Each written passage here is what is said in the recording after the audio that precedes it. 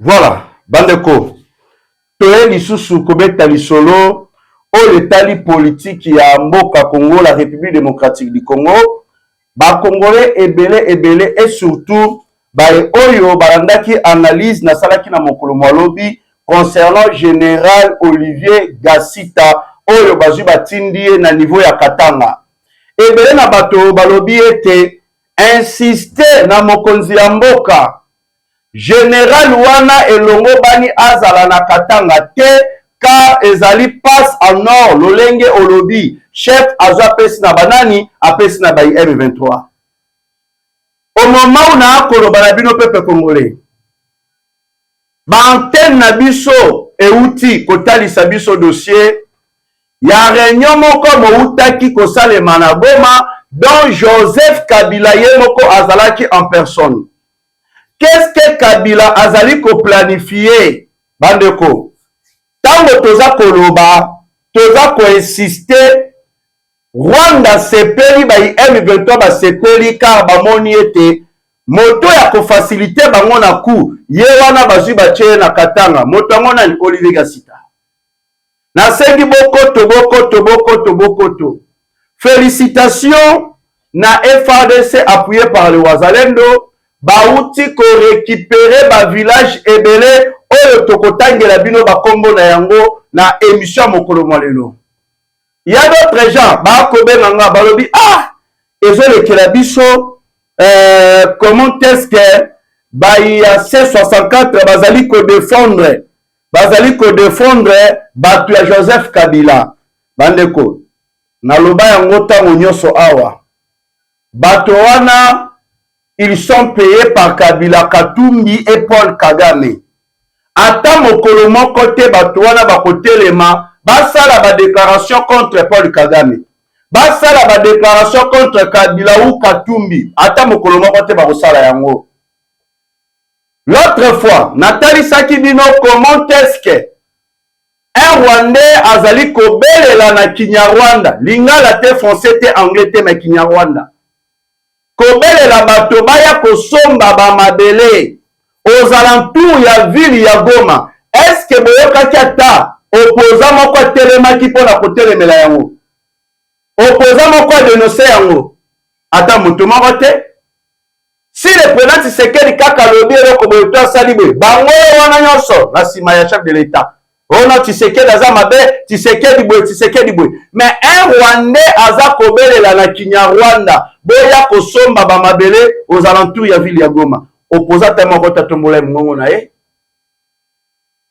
bato wana baza kobunda baza koloba nous ne voulons pas que la constitution ya Congo esimbama mais baza kobondir article 140 de la constitution. Mais bango moko baza koyeba ba article yango bien te.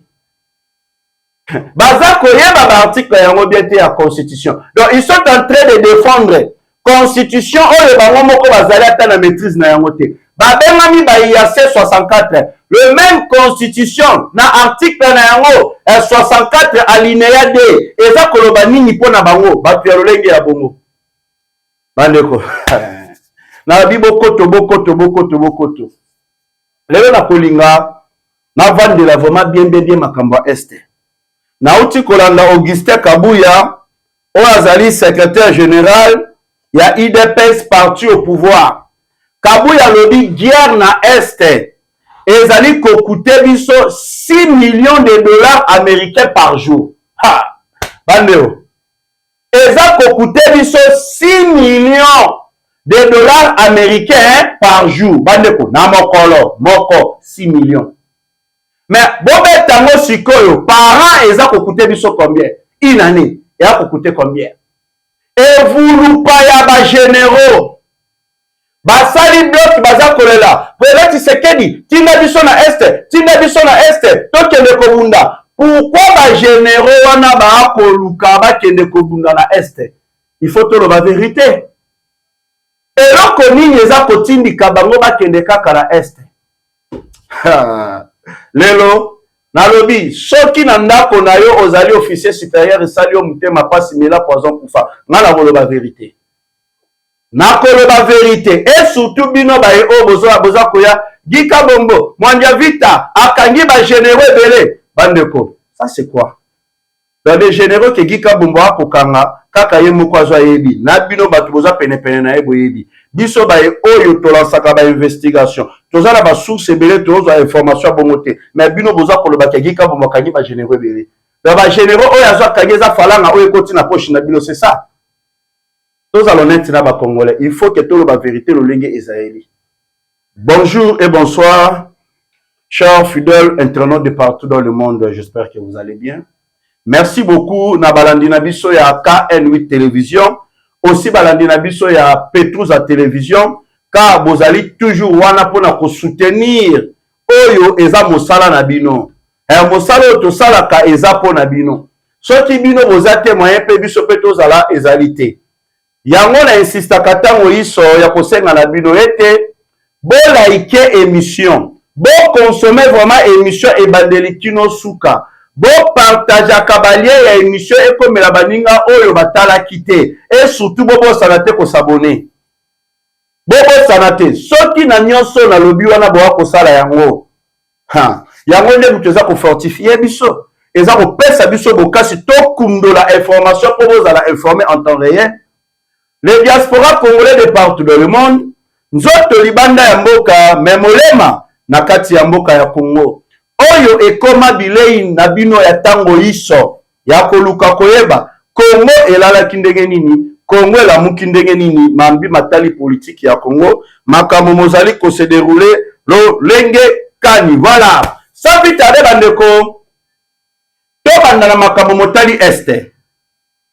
Le secrétaire général de l'UDPS, honorable Augustin Kabuya Chilumba. Na matinée politique oyo awuti kosalisa na siège ya UDPS, alobi na monoko moye bandeko patke Augustin Kabuya azali secrétaire général ya parti au pouvoir, titre liboso yango wana. Deuxième, azali député national. Donc, ce qui veut dire akoti jamais kosangisa bato pe ba caméra liboso po lobelo ko na maîtrise na yango te. Je ne pense pas que maye oyo Augustin Kabuya lobi e uti likolo ekoelie na moto. Non. Ce qui lobi yango c'est sur base ya ba information oyo azui to oyo ye ayebi to oyo ba pesi na ye, parce que il y a des ministres qui sont de l'UDPS. Gika Bombo Mwanja Vita azali ministre oyo abimi na UDPS. Le VP de l'intérieur, maître Jacques Chaban, azali ministre oyo abimi na UDPS. Donc, ba poste stratégique bandeko au sein du gouvernement, ba ya UDPS va occuper yango. Mama Judith Tuluka Suminwa ye kota na ye ezali na UDPS. Donc sentir wana ya bato ya UDPS oyo bazali na kotala makambo ya ministère de l'intérieur, kotala makambo ya ministère de défense, kotala primature, ceci, cela. Donc ils ont la facilité. Donc Kabuya a la facilité ya kozwa ba information concernant makambo motali este. Yango abobite alobi il faut talisa oyo l'état congolais azali ko perdre à cause ya bitumba wana. Bitumba wana Congo ezali kokute na biso. Augustin Kabuya lobi la guerre ya est de la République démocratique du Congo ezali kokute na mboka ya Congo 6 millions de dollars américains na mokolo. Bandeko, na lobi une semaine te, na lobi na nete, mais na mokolo, na jour moko. Selon Augustin Kabuya, 6 millions de dollars.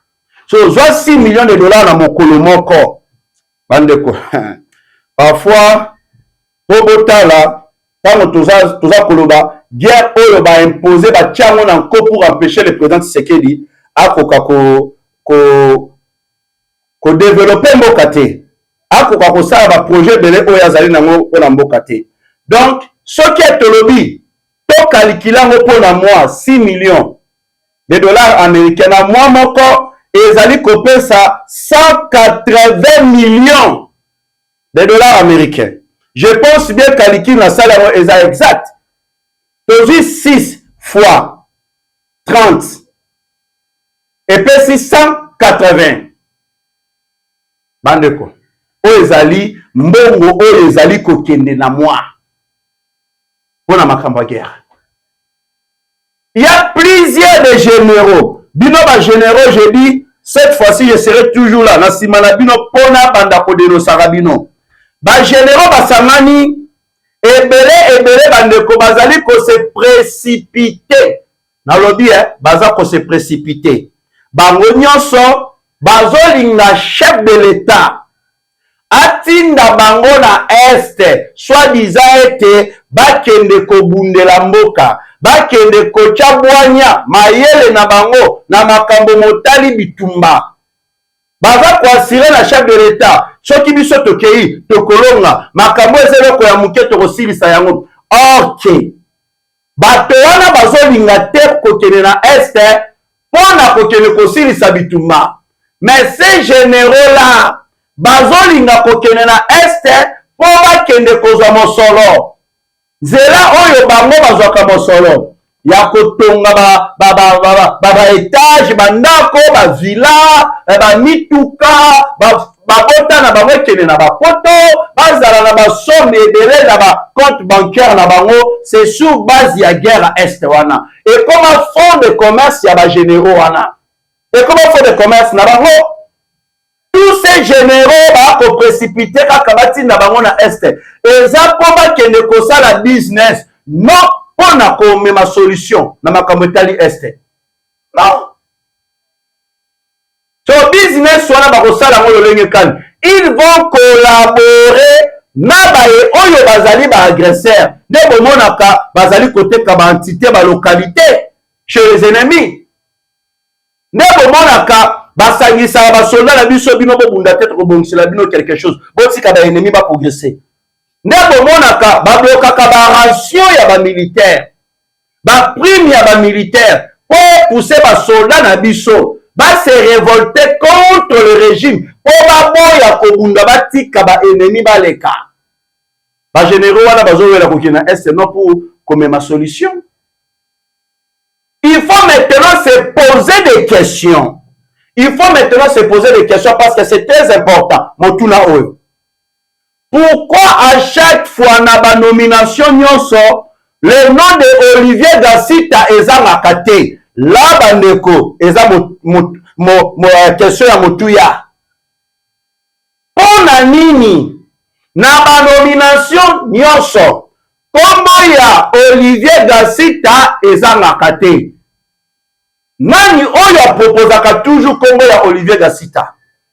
Aussi pourquoi bandeko nalobi pourquoi soki balongoli un ancien ya RCD Goma na poste stratégique moko parce que akoki kosala mosala malamu te balongoli ye bazongisi kaka moto ya RCD Goma na place wana nani oyo asalaka makambo wana?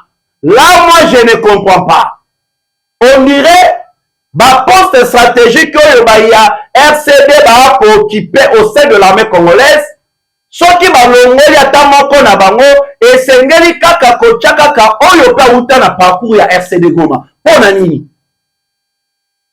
Mokonza mboka, je le dis tant de fois ici na insistaka pouvoir esimbani na armée.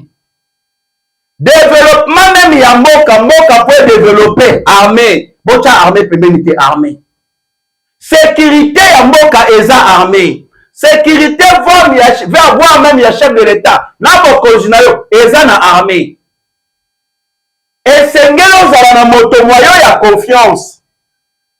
Moto ya akobanda komemela kayo ba information avant kozwa un général. Kotinda ye na poste stratégique somolo pakala na este. Esengeli moto na yo ya confiance ayela ye ba information concernant les missions en question. Parcours militaire na ye ezali lolenge kani. A se retrouver na armée congolaise lolenge kani.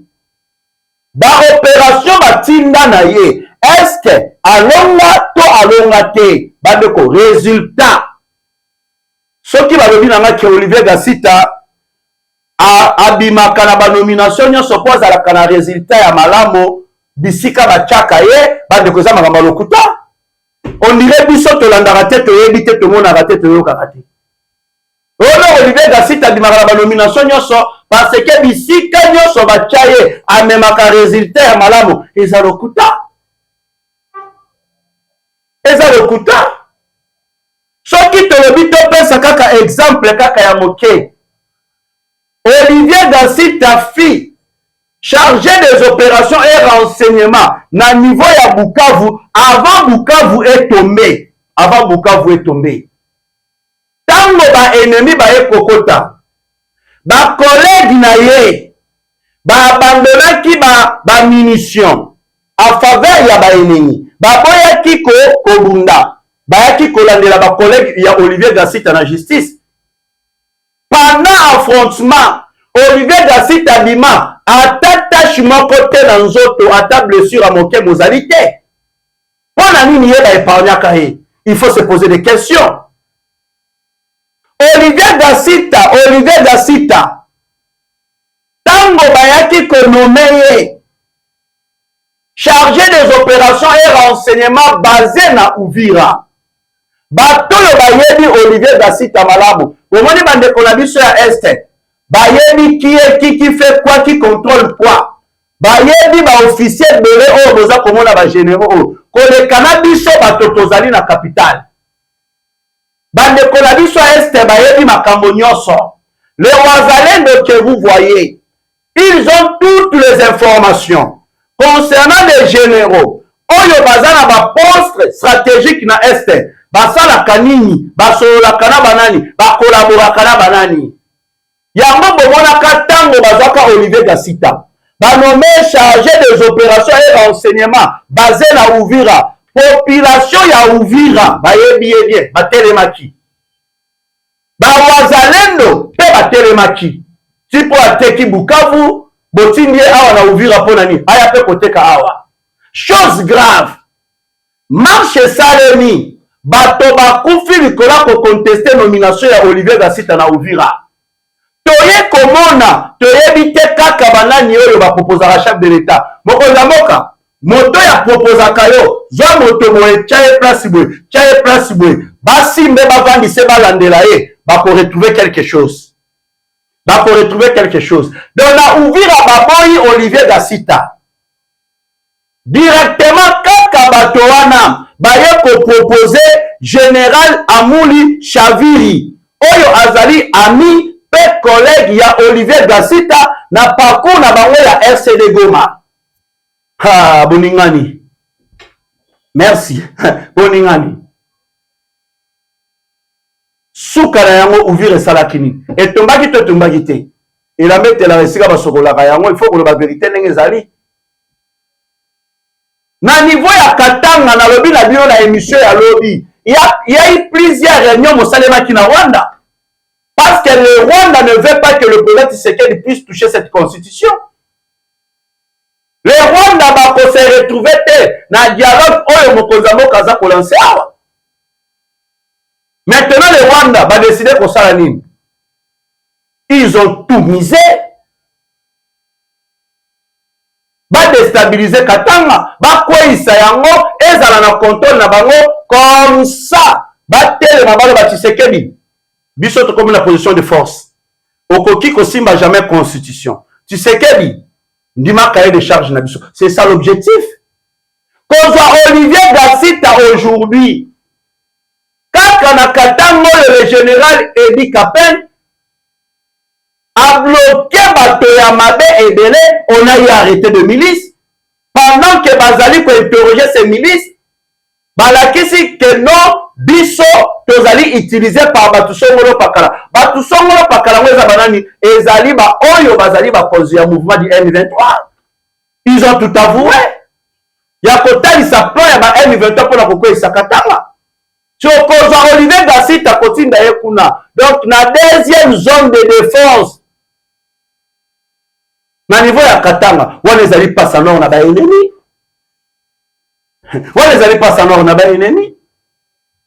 Au moment où bache Olivier Gasita kula na Katanga, bota la réunion esalemi na Goma, na sengi satellite mata. To bimisa ba bomba ngo, ebimara to bomba te to bimisa. Est-ce que c'est coïncidence? Le plan de Joseph Kabila contre la République démocratique du Congo. Selon les informations à notre possession, Joseph Kabila a demandé au M23, lors d'une réunion à Goma, de poursuivre son offensif jusqu'au Katanga. Il a pour objectif de s'installer à Ewa Bora. Bolandi, tu vois, avec Olivier Gassita, ils vont réussir, tout va échouer. Nali Mbola ya na lingala. Na ba information oyo mokomeli biso.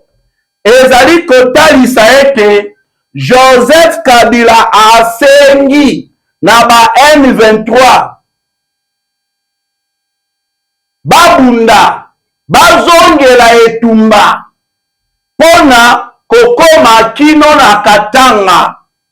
Pona nini Joseph Kabila lobi na ba M23. Bazongela etumba. Kokoma kino na Katanga. C'est parce que Joseph Kabila azolinga vanda na Katanga, précisément na Ewa Bora. C'est maintenant avec Olivier Gassita. Na ebite. Na lobi kaka, na ebite. Wana lobaka. Solution ya crise ya est de la République démocratique du Congo ekouta na ba chemin ebelete. Ekouta na nzela ya ko réorganiser armée ya mboka na biso. Ya kolandela ba parcours militaire ya ba généraux, ya ba soldats mosusu bazali na kati ya armée. Baye oyo bauta na RCD Goma, CNDP, M23, ba fruit ya mixage et brassage, kolongola bango na kati ya armée, kozwa ba jeune oyo mokonza mboka, otindi bango na ba formation militaire bisika songolo pakala. Kozwa ba officier subalterne, même un major akokumba ba opération, un colonel akoki ko commander ba opération, même un capitaine a connu beaucoup d'opérations. Ce n'est pas dit que c'est seulement ces généraux. Le monde des généraux n'y sont pas bazana yote. Bananyo yo ba ko comploter contre yo. Bananyo yo ba ko sala ba ku contre yo. Bakanyi banan, c'est pas des généraux. N'est-ce pas, ce sont des généraux.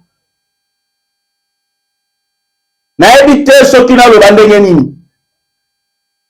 Bisomoko et sengeli tola qui ça de quoi on est capable to imposer respect.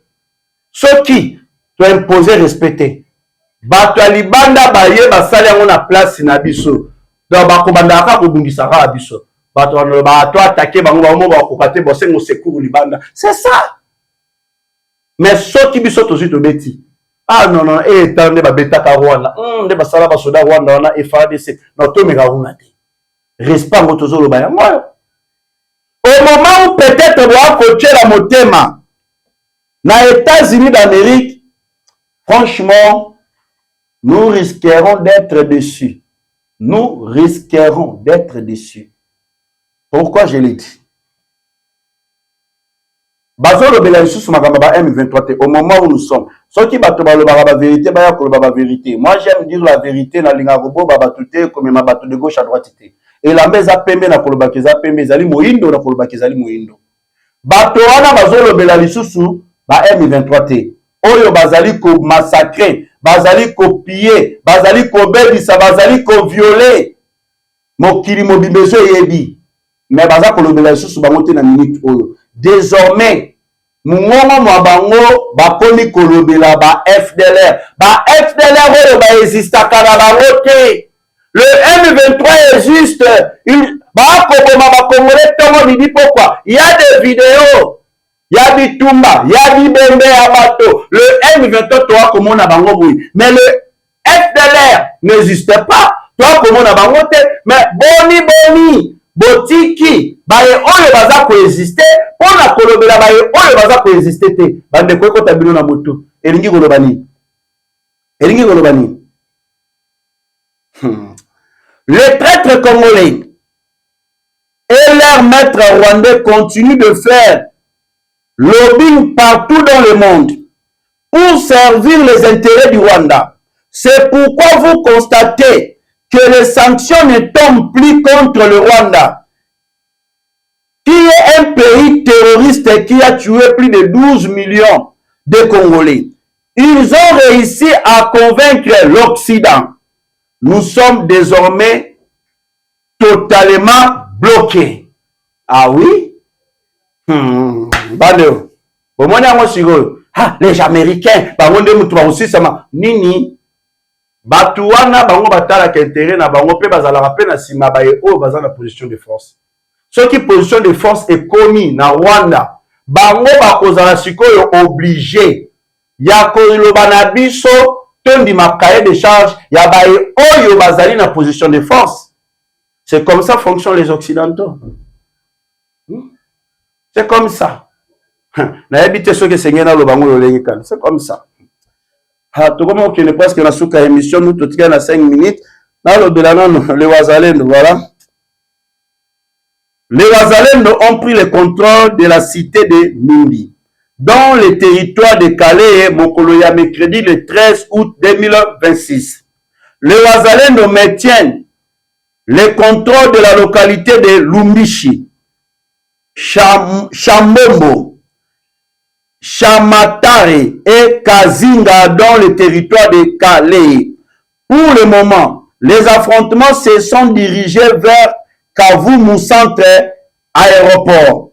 Le FARDC ont repoussé une offensive musclée de la coalition M23 AFC RDF na niveau ya Katale et Mpanama dans le territoire de Calais. Dans le territoire de Walikale, les Wazalendo ont pris le contrôle du village de Kazuba, situé dans la localité de Banansuka, en groupement de Kisimba. Wazalendo va récupérer le contrôle du village Oyo Mozali Bisika Wana. Un avocat belge annonce une plainte contre le président Félix Antoine Tshisekedi Tshilombo devant la CPI. Cet avocat belge abimeli wapi, auteli wapi, na sima na ye banani baza na sima na ye to évoluer. Kombo na ye ezali Robert, avocat belge présenté comme proche du régime de Kigali, a annoncé son intention de saisir la Cour pénale internationale CPI d'une plainte visant le président congolais Félix Antoine Tshisekedi Tshilombo au sujet de ce qu'il qualifie de massacre de Banyamulenge. Ah, bomoni comment est-ce que Kagame a joué? Tu es dans le biso banso ete que le Banyamulenge, c'est Kagame nem tabomaka bango. Ba leader ya Banyamulenge basala ba déclaration ya koloba ete que Kagame banda koboma biso kino lelo abomaka biso. Kagame aza na mabela Congo, aza koboma, aza kopiller, aza violer, mais aza kobomba na sima ya la communauté Banyamulenge. Oyo biso toza pour Kagame te. Aujourd'hui, bande kobota comment est-ce que Kagame a commis jouer ma carte? Au lieu que l'opposition, soi-disant l'opposition congolaise, bossa la bloc na sima président Tshisekedi. Tolonga Kagame oyo, tolonga etumba oyo, mais tellement que vous avez visé intérêt na bino, tellement que vous avez travaillé pour la Rwanda, tellement que vous avez un compte ya ennemi. Vous êtes là pour déstabiliser le président de la République en faveur de Joseph Kabila Katumbi et Kagame. C'est ça la réalité. Bolobi ke ba simba constitution te, mais tandis que ndenge vous avez même pas la maîtrise ya l'article oyo bino. Bopé Saka. Franchement. La C64 défend désormais le casique de Kabila. Que devient sa lutte pour la Constitution? Point d'interrogation. Qu'est devenu le combat pour l'ordre constitutionnel lancé par la C64? Si c'est principal, bataille s'est transformée désormais, il y a qu'au plaidoyer pour les anciens casiques de Kabila. Hier, on parlait de la Constitution. Aujourd'hui, on parle de Minaku et Chadari. ha bolandi liboso bayi ya C64 babandaki kolobela constitution lolenge bametre na bango Kagame Kabila balobaki na bango bo défendre constitution oyo na tango baye kotinda Beminako et Emmanuel Ramazani Shadari na auditorat militaire po bakende kosamba collaboration na bango to complicité na bango na AFC bar M23 ainsi que dossier ya bamobondo mais toye komona bayi ya C64 oyo nalobaka na bino tango iso barulaka mpo na Kabila Katumbi et Kagame baye kotika makambo ya constitution bakomi kodefendre Emmanuel Ramazani Shadari et Aubin Minako. Demain faudra-t-il défendre tout l'ancien système au nom de l'article 64. Lobi bandeko bokoyoka bakobanda ko défendre ba ancien système nyonso au nom de l'article C64. De l'article 64. Yango ba Congolais tolobaka tango nyonso toza bazo bate po tozala manipulé par Batouana. Si C64 défend réellement la constitution,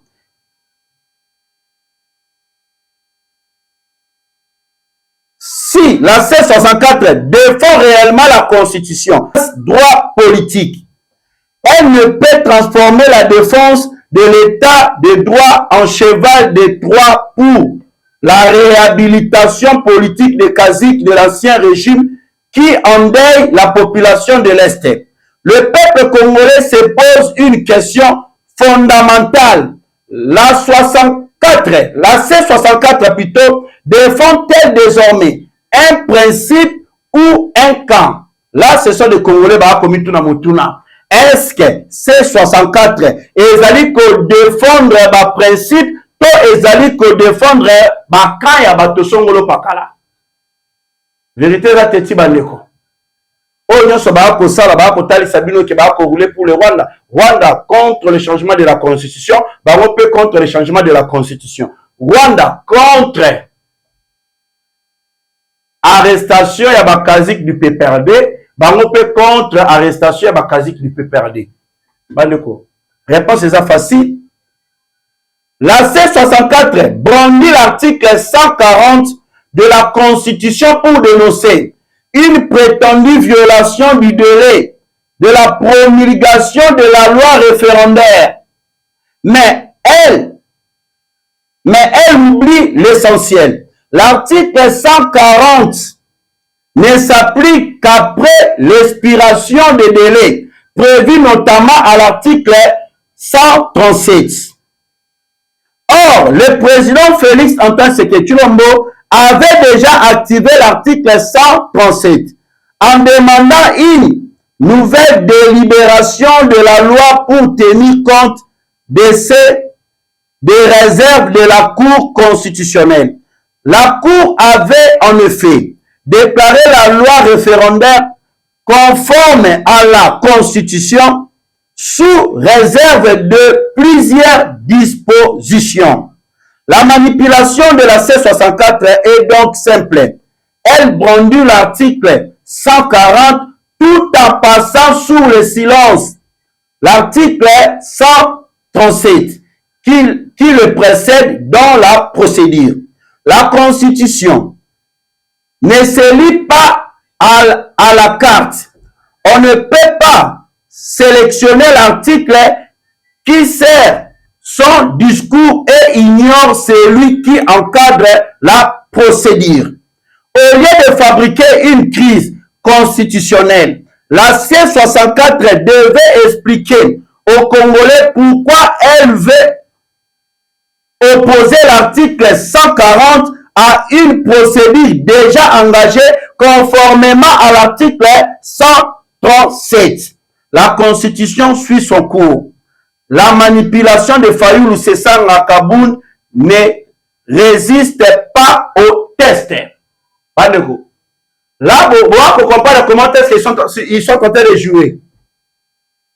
Ils sont en train de défendre la Constitution, mais tandis qu'eux-mêmes ne savent même pas ba contenu ya constitution yango. Les articles oyo baza koévoke mais bazokoka koyeba yango malamu te. Bake na C64 oyo soki tokiti na alinéa D eza kobloke bango. Bazali koévoke article 140 de la constitution, bazali kotika article 137 de la constitution. Waulanda. Et après Simina Mawa. Merci beaucoup. Car Bozalaki ebele ya kolanda biso na émission mokolo mwa lelo. Là, je pense bien beaucoup liker, beaucoup partager, beaucoup s'abonner. Vraiment, le Lenye Molongo Banika, on est toujours là pour défendre notre pays, pour défendre la République démocratique du Congo, ainsi que le Congolais. Bisika Bansoba Kozala, on est là pour vous défendre. Parce que toi, Namboka Moko, sans Congo, et à Mawapona Biso. Zaba Pesa Biso Mboka, Oezan Kita et Belé. Mais parfois, Biso Moko Ba Kolomboka. Tozoye Baté Richesse, on Zaba Pesa Biso. Numéro plus 243 89 60 77 556. Plus 243 89 60 77 556. Tout le monde à la prochaine.